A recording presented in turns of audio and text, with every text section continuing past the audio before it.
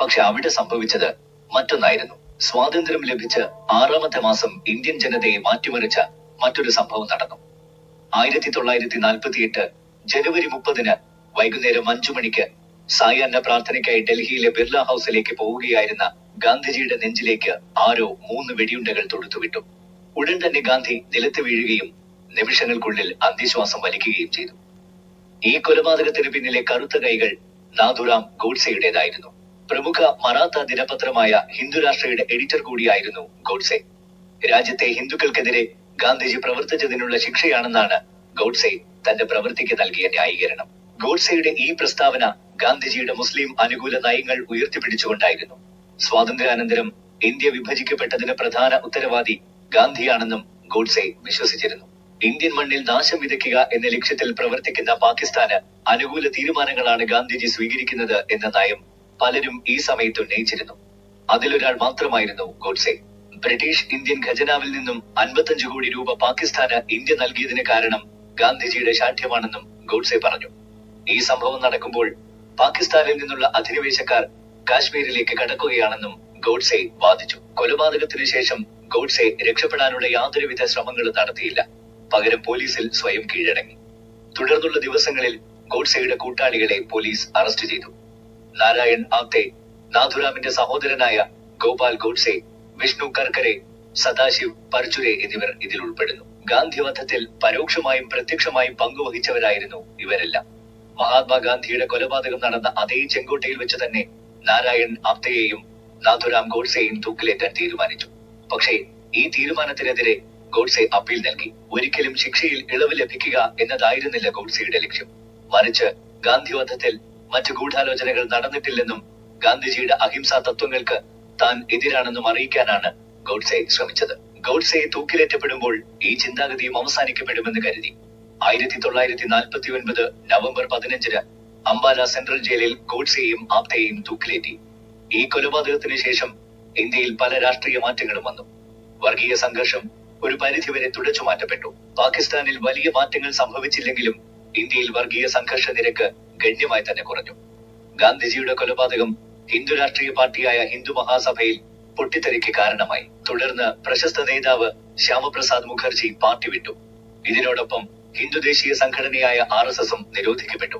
ഈ സംഘടനയിലെ ഒരംഗം കൂടിയായിരുന്നു ഗോഡ്സെ. ഗാന്ധിജിയുടെ മരണത്തിന്റെ ആഘാതം ഗോഡ്സെയുടെ പാർട്ടിയിലും ഇന്ത്യയുടെ ഭാവിയിലും ഒരുപോലെ മാറ്റങ്ങൾ ഉണ്ടാക്കി. ഗവൺമെന്റ് RSS നേതാക്കളുടെ മുന്നിൽ നിരവധി നിബന്ധനകൾ വെക്കുകയും അവ അംഗീകരിച്ചതിനു ശേഷം മാത്രം അവരെ ജയിൽ മോചിതരാക്കുകയും ചെയ്തു. ജനങ്ങൾക്കിടയിൽ ഇത്രയും പേരുദോഷം നേടിയ തങ്ങളെ മറ്റൊരു നേതാവോ പാർട്ടിയോ പിന്തുണയ്ക്കില്ല എന്ന് RSS നേതാക്കൾക്ക് മനസ്സിലായി. RSS നേതാക്കൾ 1951 ജനസംഘം എന്ന സംഘടന രൂപീകരിച്ചു. അത് പിന്നീട് ഭാരതീയ ജനതാ പാർട്ടി അഥവാ BJP ആയി മാറി. തുടർന്നുള്ള വർഷങ്ങളിൽ ജവഹർലാൽ നെഹ്റുവിന്റെ നേതൃത്വത്തിൽ കോൺഗ്രസ് പാർട്ടി ഇന്ത്യയിൽ തങ്ങളുടേതായ ഒരു സ്ഥാനം ഉറപ്പിച്ചിരുന്നു. 1947 മുതൽ 1964 വരെയുള്ള കാലഘട്ടത്തിൽ പ്രധാനമന്ത്രിയായ നെഹ്റുവിന്റെ നേതൃത്വത്തിൽ സോഷ്യലിസ്റ്റ് നയങ്ങൾ ഇന്ത്യയുടെ ഓരോ ഭാഗത്തും കണ്ടു തുടങ്ങി. ഇപ്പോൾ നമ്മുടെ എല്ലാ മനസ്സിൽ ആരാണ് ഗോഡ്സെ എന്നുള്ള ചോദ്യം ഉയർന്നു വരുന്നുണ്ടാവും. മഹാത്മാഗാന്ധിയുടെ കൊലയാളി എന്നല്ലാതെ മറ്റെന്തെങ്കിലും പ്രത്യേകതകൾ അയാൾക്കുണ്ടായിരുന്നു എങ്കിൽ ഉത്തരം ലളിതമാണ്. ചരിത്ര സംഭവങ്ങൾ നടക്കുമ്പോഴെല്ലാം വർഷങ്ങളുടെ കാത്തിരിപ്പ് അതിന് പിറകിലുമുണ്ടാകും. ചരിത്ര പ്രസിദ്ധമായ ഗാന്ധിവധത്തിന് പിറകിലെ കാരണത്തിനാണ് എല്ലാവരും പ്രാധാന്യം നൽകുന്നത്.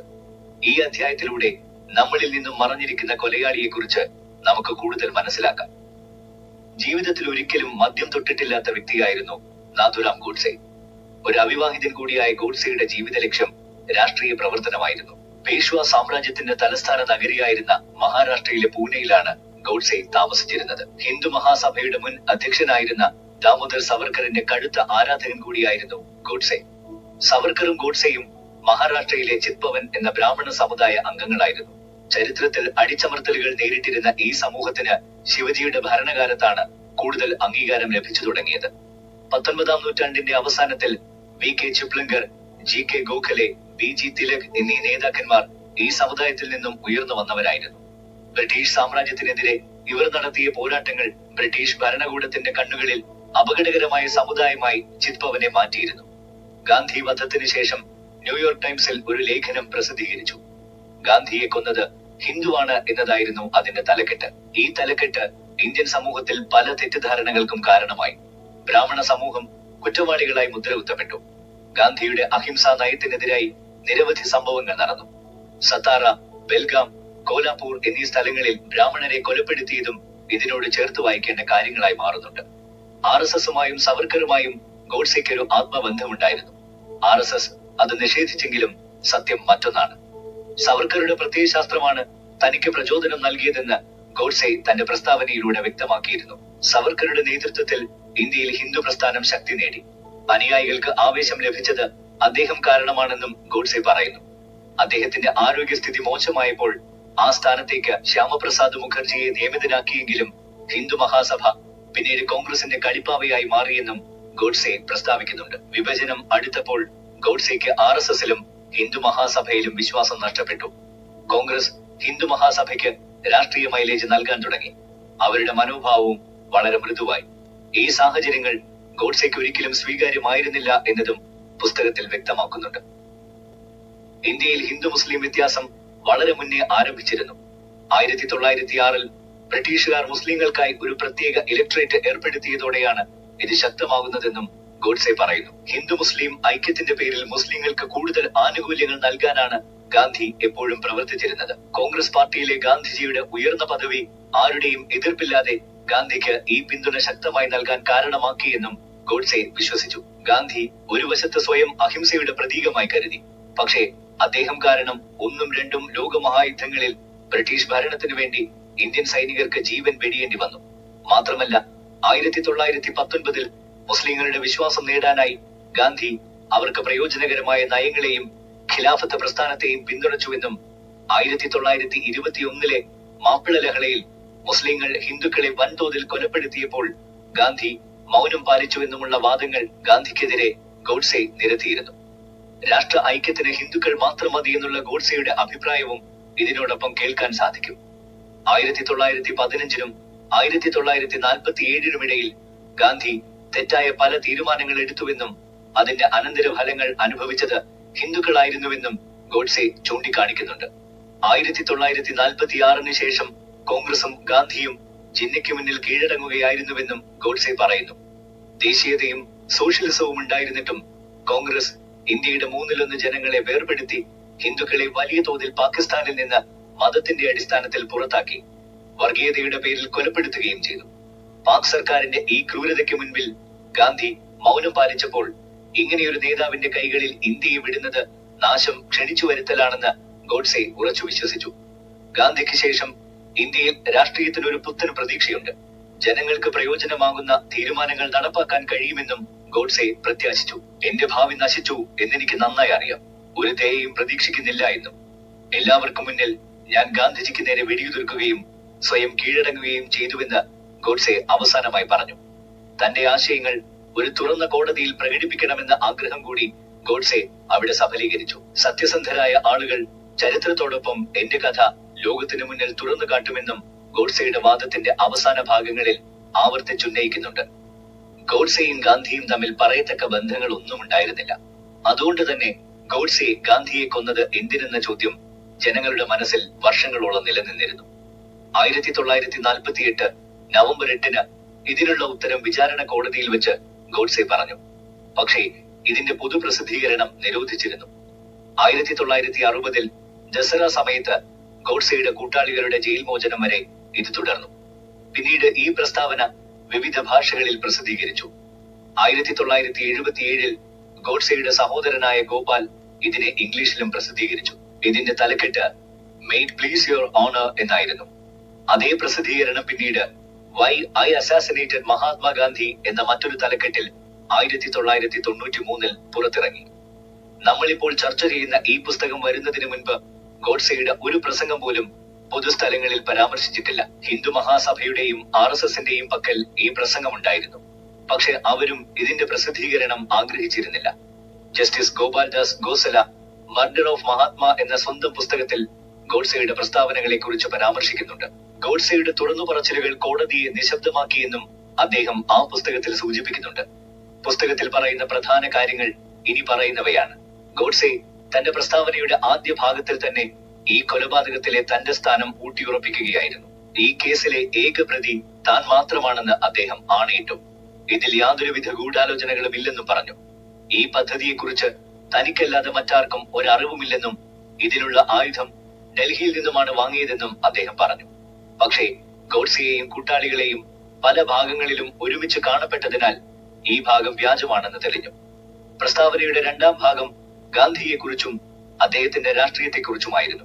ഗാന്ധിയുടെ പ്രവൃത്തികളോടും രാഷ്ട്രീയ നയങ്ങളോടുമുള്ള വിരോധമാണ് ഗാന്ധിയെ ഇല്ലാതാക്കാനുള്ള തീരുമാനത്തിലേക്ക് ഗോഡ്സെയെ എത്തിച്ചത്. ഗാന്ധിജിയുടെയും ഗോഡ്സെയുടെയും യുദ്ധം വർഗീയതയിലോ മതനിരപേക്ഷതയിലോ മാത്രമായി ഒതുങ്ങിയിരുന്നില്ലെന്ന് ഈ പുസ്തകത്തിന്റെ രചയിതാവ് പറയുന്നു. ഗോഡ്സെ മതത്തിന് കൂടുതൽ പ്രാധാന്യം നൽകുന്ന ഭരണത്തെ പിന്തുണച്ചു. പക്ഷേ മറുവശത്ത് ഗാന്ധിജിയാകട്ടെ രാഷ്ട്രീയവും മതവും വേർപെടുത്തണമെന്ന് ആഗ്രഹിച്ചു. പക്ഷെ കോൺഗ്രസിന്റെയും ഗാന്ധിജിയുടെയും ജനാധിപത്യ രാഷ്ട്രീയത്തിനു മുന്നിൽ മതം ഏറ്റവും കൂടുതൽ ബുദ്ധിമുട്ടുകൾ നേരിട്ടു. അതിനൊരു ഉദാഹരണമാണ് ഇന്ത്യ വിഭജനം. ഗോഡ്സെ ചിലപ്പോൾ തന്റെ അജണ്ട തീവ്രവാദ രീതിയിൽ നടപ്പിലാക്കിയ ഒരേയൊരു ഹിന്ദു നേതാവായി പലർക്കും തോന്നിയേക്കാം. പക്ഷേ അത് അങ്ങനെയല്ല.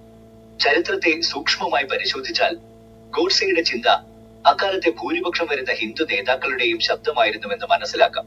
അവരിൽ ചിലർ കോൺഗ്രസ് പാർട്ടിയിൽപ്പെട്ടവരായിരുന്നു എന്നത് എടുത്തു പറയേണ്ട ഒരു വസ്തുതയാണ്. പക്ഷെ അവരുടെ ശബ്ദം ഗോഡ്സെയെ പോലെ ആയുധങ്ങൾ ഏന്തിയുള്ളതായിരുന്നില്ല. വിഭജനം കോടിക്കണക്കിന് ആളുകൾക്ക് അവരുടെ ജീവിതം കൂടുതൽ സന്തോഷകരമാക്കുമെന്ന് ഉറപ്പു നൽകിയെങ്കിലും നടന്നത് മറ്റൊന്നായിരുന്നു. വിഭജന കാലത്ത് ലക്ഷങ്ങളുടെ ജീവൻ നഷ്ടപ്പെട്ടു. ഗാന്ധിയുടെ വാഗ്ദാനങ്ങൾ വെറും വാഗ്ദാനങ്ങൾ മാത്രമായി അവശേഷിച്ചു. ഗോഡ്സെയെ കൂടാതെ ഗാന്ധിജിക്ക് നിരവധി വിമർശകരുണ്ടായിരുന്നു. ഗാന്ധിജിക്ക് എതിരായ അഭിപ്രായങ്ങൾ ഓരോരുത്തരും അവരുടേതായ രീതിയിൽ പ്രകടിപ്പിച്ചു. അവരിൽ പ്രമുഖർ ശ്രീ അരബിന്ദോയും BR അംബേദ്കറുമാണ്. ഗാന്ധിജി ഒരു മുസ്ലിം പക്ഷനാണെന്ന് അംബേദ്കർ ആരോപിച്ചു. ഗുരുതരമായ വിഷയങ്ങളിൽ ഗാന്ധി വിചിത്രമായി സംസാരിക്കാറുണ്ടെന്ന് അരബിന്ദോ വിശ്വസിച്ചു. ഹിന്ദു മുസ്ലിം ഐക്യം ഒരു സ്വപ്നം മാത്രമാണെന്നും ഗാന്ധി അത് സ്വന്തം നേട്ടത്തിന് വേണ്ടി വെറും വാക്ക് പറയുകയാണെന്നും അദ്ദേഹം വിശ്വസിച്ചു. ഗോഡ്സെയുടെ പല അഭിപ്രായങ്ങളെയും ഒരു തരത്തിൽ അംബേദ്കർ അംഗീകരിച്ചു എന്ന് തന്നെ പറയാം. അരബിന്ദോയും അംബേദ്കറും ഗാന്ധിയുടെ അഹിംസാ നയത്തിൽ നിന്ന് മാറി യഥാർത്ഥ ജീവിതത്തിൽ ശരിയായ തീരുമാനങ്ങൾ എടുക്കാൻ റിയലിസത്തിന്റെ നയം വാദിച്ചു. പുസ്തകത്തിന്റെ അവസാന ഭാഗത്ത് രചയിതാവ് ഗോഡ്സെയുടെ അവസാന വാക്കുകൾ ഉയർത്തിക്കാട്ടുന്നുണ്ട്. ഗാന്ധി പലപ്പോഴും സത്യത്തിൽ നിന്ന് അകന്ന് സുഖപ്രദമായ അവസ്ഥയിൽ നിൽക്കാൻ ഇഷ്ടപ്പെട്ടിരുന്നുവെന്നും ഇത് അദ്ദേഹത്തിന്റെ രാഷ്ട്രീയവും വ്യക്തിപരവുമായ ജീവിതത്തിൽ പലതവണ കണ്ടിട്ടുണ്ടെന്നും പറയുന്നു. ഗാന്ധിയുടെ അനുയായികൾ തങ്ങളുടെ നേതാവിന്റെ തെറ്റുകളെ കണ്ടില്ലെന്ന് നടിച്ചു. തെറ്റ് കാണുമ്പോൾ അതിനെ തിരുത്താതെ അനുയായികൾ മൗനം പാലിക്കുന്നു. അവരിൽ പലരും ഇന്നും ഗോഡ്സെയുടെ ആ പ്രസംഗം ഉയർത്തുന്ന ചോദ്യങ്ങളിൽ നിന്ന് ഒഴിഞ്ഞു നിൽക്കുന്നു. ഗാന്ധിജിയുടെ അഹിംസാ നയത്തിന്റെ ഉള്ളടക്കം ചെറുതായിരുന്നുവെന്നും അത് അദ്ദേഹത്തിന്റെ സാംസ്കാരികവും ധാർമ്മികവുമായ ചുറ്റുപാടിൽ വരുന്നവരെ മാത്രമേ ബാധിക്കുന്നുള്ളൂവെന്നും ഗ്രന്ഥകാരൻ വിശ്വസിക്കുന്നു. കൂടാതെ ഗാന്ധിജിയുടെ അഹിംസാ നയം ഇന്ത്യക്ക് വൻ ബഹുമതി നേടിക്കൊടുത്തുവെങ്കിലും സ്വാതന്ത്ര്യത്തിന് നിരവധി ഘടകങ്ങളുണ്ടെന്ന് ആളുകൾ മറക്കുന്നതായും രചയിതാവ് സൂചിപ്പിക്കുന്നുണ്ട്. ഇന്നും ഗാന്ധിയെയും ഗാന്ധിയൻ ആദർശങ്ങളെയും എതിർക്കുന്ന പലരുമുണ്ടെന്നും അത് ശരിയായും തെറ്റായും പരിഗണിക്കാമെന്നതിലേക്കും ഇന്നും ഗോഡ്സെയുടെ നയത്തെ പുകഴ്ത്തുകയും ഗാന്ധിവധത്തോട് മുഖം തിരിക്കുകയും ചെയ്യുന്ന പല ഹിന്ദു നേതാക്കന്മാർക്ക് നേരെയും വിരൽ ചൂണ്ടിക്കൊണ്ടാണ് ഗ്രന്ഥകാരൻ പുസ്തകം അവസാനിപ്പിക്കുന്നത്. സമൂഹത്തിൽ ജീവിച്ചിരിക്കുന്ന ഓരോ വ്യക്തിയും ഒരിക്കലും ഒരു നായകനല്ല എന്നുള്ള വലിയൊരു സത്യത്തിലേക്കും നമുക്ക് എല്ലാവർക്കും പോരായ്മകളുണ്ട്, അവ ശരിയായി മനസ്സിലാക്കേണ്ടത് നമ്മുടെ ഉത്തരവാദിത്തമാണെന്ന ചിന്തയിലേക്കും ഒരേ സമയം രചയിതാവ് തന്റെ തൂലിക ചലിപ്പിക്കുന്നതും വലിയൊരു ചിത്രം നമുക്ക് മുൻപിൽ തുറന്നു കാണിക്കുന്നുണ്ട്. ഗോഡ്സെയുടെ ഗാന്ധിവധം ശരിയായ നടപടിയാണോ അല്ലയോ എന്ന ചർച്ച എക്കാലവും തുടരും. ഈ സമയത്ത് നമ്മുടെ ലക്ഷ്യം ഒരു യക്ഷിക്കഥ പോലെ ചരിത്രത്തെ വായിക്കുന്നതിന് പകരം വസ്തുതകൾ ശ്രദ്ധിക്കുകയും എല്ലാവരെയും ഒരുപോലെ തൂക്കി നോക്കുകയും ചെയ്യുക എന്നതാണ്.